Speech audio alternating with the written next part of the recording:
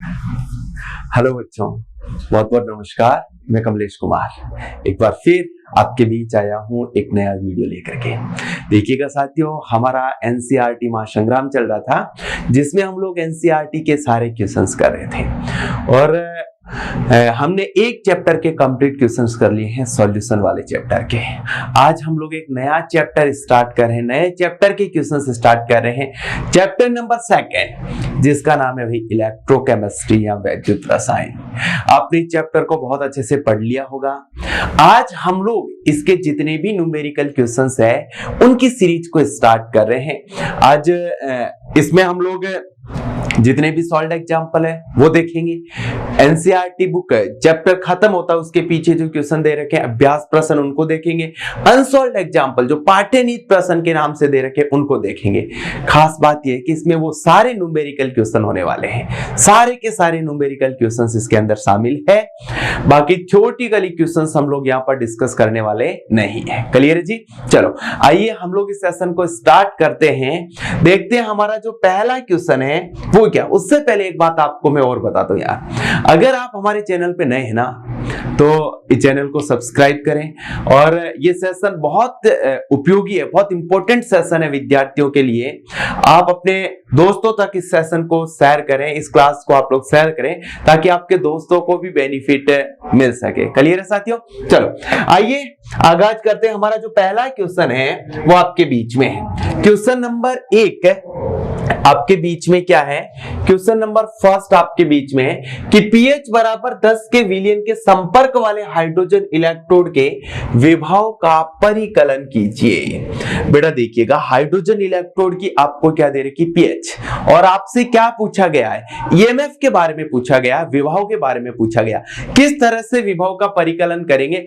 अरे भाई आपने नेरस समीकरण पढ़ रखा होगा और नेरस समीकरण में आपको पता है कि ईएमएफ बराबर फॉर्मूला क्या होता है? नेरस समीकरण क्या होता है? E not cell minus 0.059 by N. इधर क्या आएगा बेटा? लोग प्रोडक्ट बाय इधर क्या आ जाता है? रिएक्टेंट आ जाता है। क्लियर है जी? ये नेरेस्ट इक्वेशंस है जो कि आपको पढ़ा रखी है। लेकिन उससे पहले हम लोग देखेंगे हाइड्रोजन के लिए इक्वेशंस क्या बनेगी। हाइड्रोजन तो आप क्या कहोगे? 2H प्लस ये 2 इलेक्ट्रॉन को एक्सेप्ट करके और मेरे साथियों क्या बना देगा? H2। ये क्या होगा बेटा? एक्वस होगा और ये आप लोग क्या होगा? क्या कहोगे बेटा जी? गैस होगा। क्लियर है जी? अच्छा, तो अब आप लोग देखोगे यहां पर हाइड्रोजन का कौन सा विभव ज्ञात करना है? रिडक्शन पोटेंशियल, अपचयन विभव ज्ञात करना है। और अपचयन विभव कैसे ज्ञात करेंगे? उसके लिए आपको pH की वैल्यू दे रखी है। pH बराबर कितना दे रखा? 10। सबसे पहले तो आप लोग pH से H प्लस ज्ञात करोगे और H प्लस बराबर क्या हो जाएगा बेटा जी? तो आप लोग क्या कहोगे? एंटी लोग माइनस का pH, यानी यहां से H प्लस बराबर क्या हो जाएगा? एंटी लोग इधर क्या जाएगा? माइनस का 10। सॉल्व करोगे H प्लस आयन की सांद्रता तो 10 टू दी पावर माइनस का 10 मोल पर लीटर आ जाएगा। ये आपके पास H प्लस आयन की सांद्रता आ गई। अब आप लोग देखिएगा ईएमएफ सेल विभव, ईएमएफ बराबर ई नोट सेल, यानी इसका कितना होता है? मानक हाइड्रोजन इलेक्ट्रोड का ई नोट सेल कितना रहेगा मेरे दोस्त? 0 रहेगा। माइनस का 0.059 बाई बेटा कितने इलेक्ट्रॉन की शिफ्टिंग हो रही है? 2 की। इधर क्या लिखोगे? लॉग प्रोडक्ट, प्रोडक्ट के रूप में क्या बन रहा है बेटा जी? H2 जो कि गैस है, 1 लिख दूं मैं। और रिएक्टेंट के रूप में आपके पास क्या है बेटा? H plus. तो H प्लस का आप लोग क्या लिखोगे बेटा? स्क्वायर कर लोगे, क्योंकि H प्लस के कितने मोल दे रखे हैं? 2 मोल दे रखे हैं। क्लियर है साथियों? कोई दिक्कत नहीं। अब देखिएगा यहां से सेल विभव या ईएमएफ बराबर 0 minus 0.59 by, just a minute बेटा,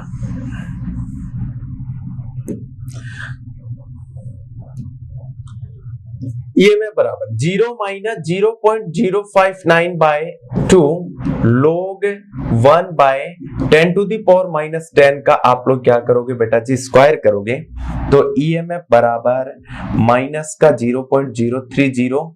इधर क्या बचेगा बेटा? log 10 to the power minus 20 ऊपर आएगा तो प्लस का 20 हो जाएगा और log 20 का यहां पर आप लोग ये लिखो 5/9/2। तो इधर EMF बराबर आप लोग क्या लिखोगे, माइनस का 0.0592। लोग 10 टू दी पावर 20 का सॉल्यूशन होगा 20, और इसका भाग इसमें दोगे तो कितनी बार जाएगा, 10 बार जाएगा। तो EMF बराबर माइनस का 0.59 वोल्ट ये आ जाएगा। उम्मीद करता हूं आपको समझ में आया होगा। बहुत आसान सा प्रश्न और एक अच्छा प्रश्न आपके बीच में था। ऐसे प्रश्न अगर परीक्षा में पूछे जाएं तो मेरे हिसाब से बहुत बढ़िया वाले प्रश्न है ये, है ना।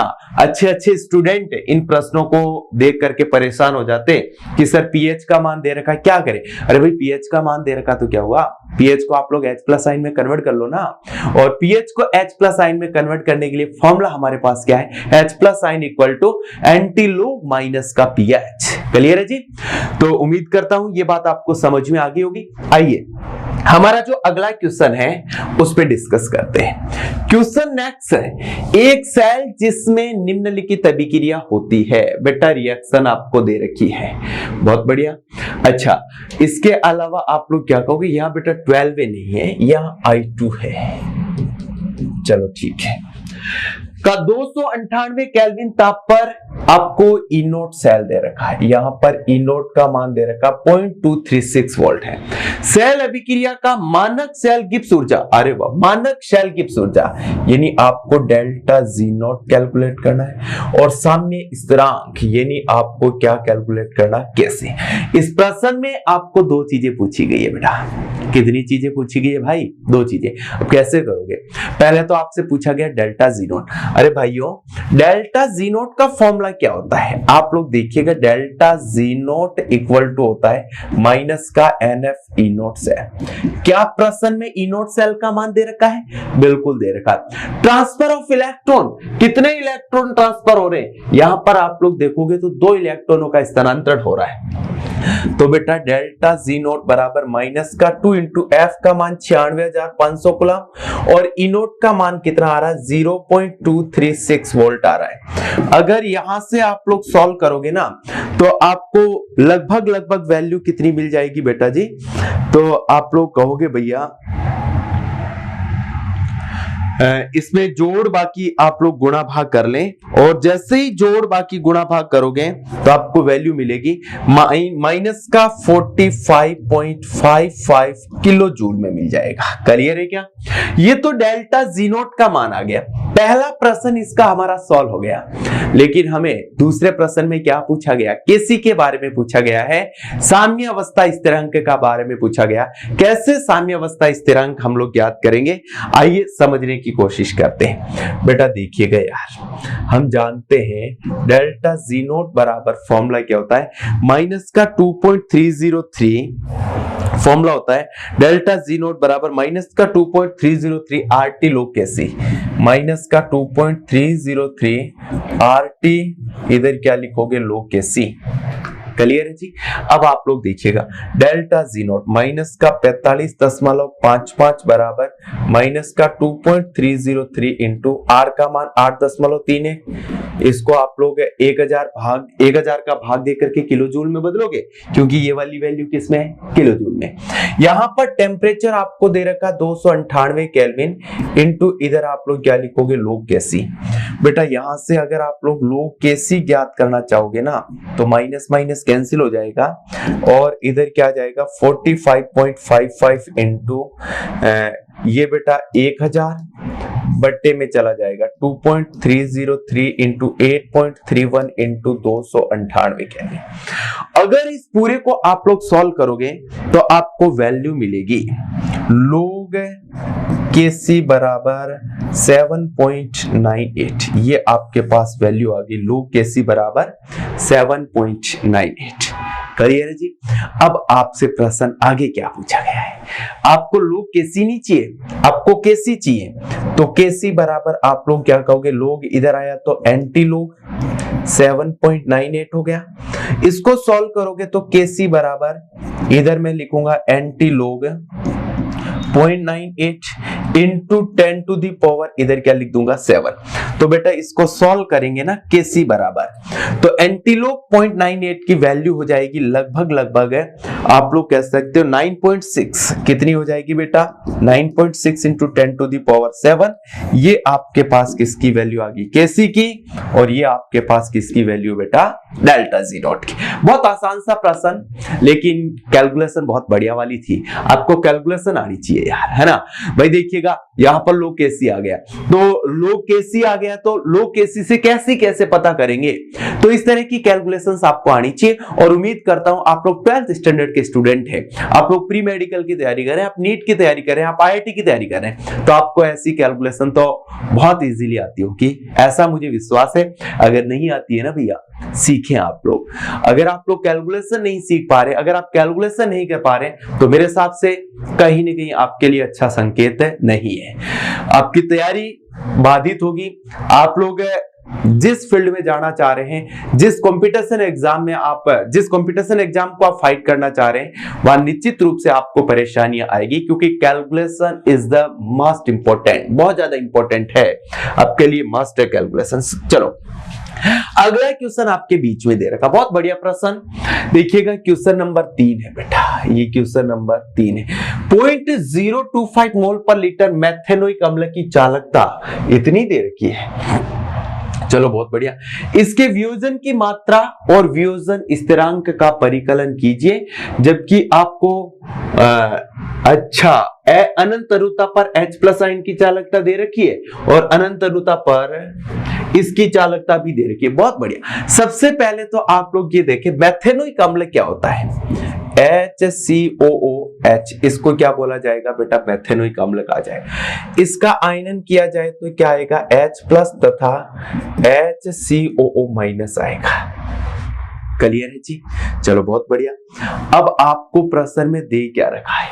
आपको इसकी ये चालकता दे रखी, ये चालकता दे रखी। आपको क्या करना है बेटा? पहले तो आप लोग कहोगे कि सर इसके लिए हम लोग क्या ज्ञात करेंगे? अनंत तनुता पर मोलर चालकता ज्ञात करेंगे। अनंत तनुता पर मोलर चालकता, किसकी मोलर चालकता? इस मेथेनोइक अम्ल की। क्या हो जाएगी बेटा? तो आप क्या कहोगे? इसका मोल कितना दे रखा? 1 into lambda H+ infinite, plus इसका मोल भी कितना दे रखा बेटा? 1 लैम्बडा HCOO- इन्फिनाइट। क्या मेरी बात क्लियर हो रही है?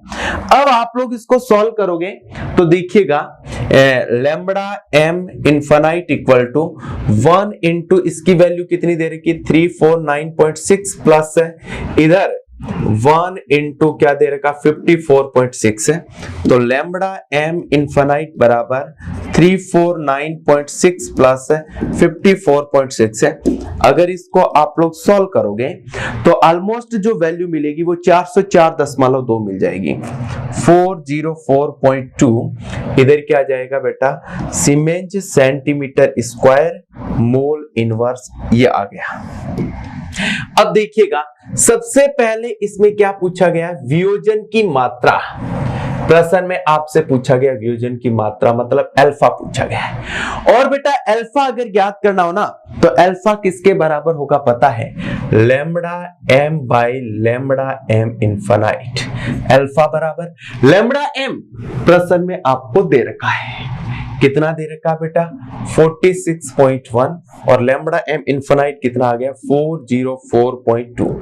अगर आप लोग इस पूरे को सॉल्व करोगे तो आपको लगभग वैल्यू मिल जाएगी बेटा 0.114। 0.114 ये आपके पास अल्फा आ गया। ये वियोजन की मात्रा आ गई। क्लियर है क्या? अगर वियोजन की दर पता करनी है तो इसको 100 से मल्टीप्लाई कर लो, और जैसे ही आप लोग 100 से मल्टीप्लाई करोगे तो 11.4% आ जाएगा।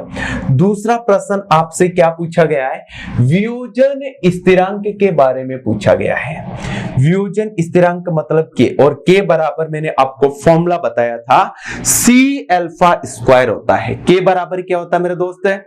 C अल्फा स्क्वायर होता है। क्लियर है जी? अच्छा अब देखिएगा C की वैल्यू क्वेश्चन में आपको दे रखी है, बिल्कुल दे रखी है। K बराबर C की वैल्यू कितनी दे रखी है? 0.025 और अल्फा का मान आप लोग क्या कहोगे? 0.114 स्क्वायर है ना, 0.114। ये आपके पास अल्फा का मान है। अगर यहां से आप लोग जोड़ बाकी गुणा भाग करोगे तो वैल्यू मिल जाएगी k बराबर 3.67 into 10 to the power minus का 4। 3.67 into 10 to the power minus का 4। ये आपके पास क्या आ गया, वियोजन स्थिरांक आ गया। बहुत अच्छा प्रश्न था। और दोस्तों ऐसा प्रश्न एक बार बोर्ड परीक्षा में भी पूछा जा चुका, आरबीएससी में पूछा जा चुका है 2018 या फिर 17, इन दोनों में से किसी एक साल में पूछा गया था। एग्जैक्ट मुझे पता नहीं है, याद नहीं कि कौन से साल में पूछा गया था, लेकिन ऐसा प्रश्न पूछा जरूर गया था। उम्मीद करता हूं आपको समझ में आया होगा। और फिर से अगर ऐसा प्रश्न आया तो आप लोग झंडे गाड़ दोगे, प्रश्न की खोपड़ी में छेद करके आओगे। चलो अगला जो क्वेश्चन है वो क्या है उसको हम लोग देखते हैं। अगला क्वेश्चन आपके सामने, यदि एक धात्विक तार में 0.5 एम्पीयर की धारा 2 घंटों के लिए प्रवाहित की जाए तो तार में इलेक्ट्रॉन प्रवाहित होंगे। अरे वाह, आपको दो, अरे भाई आप अच्छी तरह से जानते, आपको इलेक्ट्रॉन की संख्या पता करनी है। देखिएगा आपको पता है Q बराबर I इंटू क्या होता है, T होता है। क्लियर है क्या? इसको इक्वेशन नंबर क्या बना दूं, 1। आपको पता है Q बराबर क्या होता है, N इंटू E, इलेक्ट्रॉन की संख्या पता करनी, समीकरण number 2। Q equal to this है तो I into T equal to क्या होगा, N इंटू E। I की वैल्यू कितनी दे रखी है, 0.5 एम्पियर। समय कितना दे रखा, 2 घंटे। 2 घंटे को आप लोग सेकंड में करो तो 60 इंटू इधर क्या करोगे, 60। क्लियर है? इक्वल टू n आपको पता करना 1.6 into 10 to the power minus का 19 कूलम। तो यहां से n बराबर 0.5 इंटू 2 इंटू यहां पर 60 इंटू 60 बराबर कितना हो जाएगा बेटा, 3600 बट्टा 1.6 into 10 to the power minus का 19। बेटा इस पूरे को आप लोग सॉल्व करोगे तो आपके पास n की वैल्यू आ जाएगी। बोलो किसकी वैल्यू आ जाएगी बेटा, n की वैल्यू आ जाएगी। तो बहुत आसान सा प्रश्न था, n आप लोग यहां से याद कर सकते हैं। उम्मीद करता हूं ये बात भी आपको समझ में आ गई होगी। क्लियर है जी? चलो अगला जो क्वेश्चन है वो आपके बीच में देखिएगा। प्रश्न दे रखा है निम्नलिखित अभिक्रिया में Cr2O7-2 आयन के 1 मोल के अपचयन के लिए कूलम में विद्युत आवेश की मात्रा की आवश्यकता होगी। भाई देखिएगा ये फैराडे के नियम से प्रश्न है, इसको आप लोग समझें। आप क्या कहोगे कि Cr2O7-2 आयन का कितना मोल चाहिए, 1 मोल। रिएक्शन दे रखी इसका 1 मोल। 1 मोल के लिए कितने इलेक्ट्रॉन की जरूरत है, तो आप क्या कहोगे भाई, 6 इलेक्ट्रॉन की रिक्वायरमेंट है, 6 इलेक्ट्रॉन की जरूरत है। आप अच्छी तरह से जानते हैं W बाई ई बराबर Q बाई क्या होता है, F। और आप ये भी जानते हैं W बाई ई बराबर क्या होता है, मोल इंटू वैलेंसी फैक्टर। तो यहां पर मैं ये लिख सकता हूं मोल इंटू वैलेंसी फैक्टर बराबर Q बाई F। आप लोग बताओ मोल कितने मोल की बात कर रहा है, 1 मोल। वैलेंसी फैक्टर कितने इलेक्ट्रॉन है, 6। Q बाई इधर क्या लिखोगे, F। तो यहां से Q बराबर क्या आ जाएगा बेटा, 6F। यानी कितने फैराडे विद्युत आवेश चाहिए, 6 फैराडे। लेकिन प्रश्न वाला पूछ रहा है कितनी मात्रा, कूलम में पूछ रहा है। प्रश्न वाला किस में पूछ रहा है, कूलम में। तो Q बराबर 6 इंटू 96,500 कूलम होता है। अगर इसको आप लोग सॉल्व करोगे 96,500 को 6 से, तो लगभग वैल्यू आएगी 579,000 579,123 इतने कूलम आ जाएगा। उम्मीद करता हूं दोस्तों आसान सा प्रश्न था, आपको समझ में आया होगा। ऐसा प्रश्न भी बेटा बोर्ड एग्जाम में पूछा जा चुका है और ऐसे एग्जाम, कंपटीशन एग्जाम में ऐसे प्रश्न आने की प्रबल संभावना है। क्लियर है जी? तो आज का सेशन आपके बीच में बहुत खास सेशन था। 5 प्रश्न में पर डे लेके आता हूं। लगभग पर वीडियो में मेरे 5 से 6 प्रश्न रहते हैं। आज की सेशन में 5 क्वेश्चंस में लेके आया आपके लिए। ऑल द बेस्ट साथियों।